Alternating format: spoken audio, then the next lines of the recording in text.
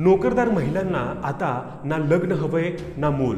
2030 पर्यंत 25 ते 44 वयोगटातील जवळपास 45% नोकरदार महिला अविवाहित आणि निपुत्रिक राहतील असा अंदाज मॉर्गन स्टॅनलेच्या सर्वेक्षणानुसार व्यक्त करण्यात आला आहे। महिला आता त्यांच्या वैयक्तिक विकासाला आणि करिअरला प्राधान्य देतात, त्यामुळे त्या अविवाहित राहण्यास पसंती देतात।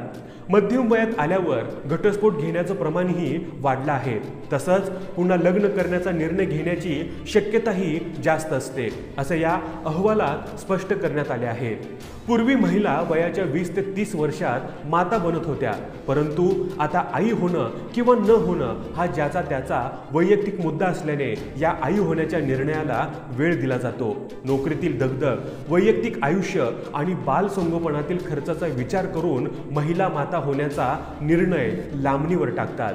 हल्ली अधिक घरांमध्ये महिला या मुख्य कमावत्या घटक आहेत, तसंच अनेक संस्थांमध्ये महिला कर्मचाऱ्यांचा मोठा वाटा आहे। यामुळे महिला करिअरच्या वाढीवर लक्ष केंद्रित करतात।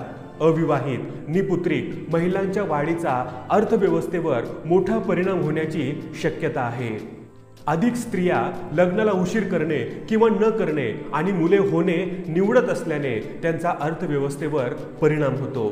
2030 पर्यंत विवाह आणि पालकत्वाबाबत समाजाचे मतही बदलण्याची शक्यता आहे। यामुळे बालसंगोपन, कामाचे तास आणि समान वेतन यावरील अधिक प्रगतिशील धोरणे आखली जाऊ शकतात। यामुळे लिंग आधारित वेतनातील अंतर कमी करण्यात मदत होऊ शकते।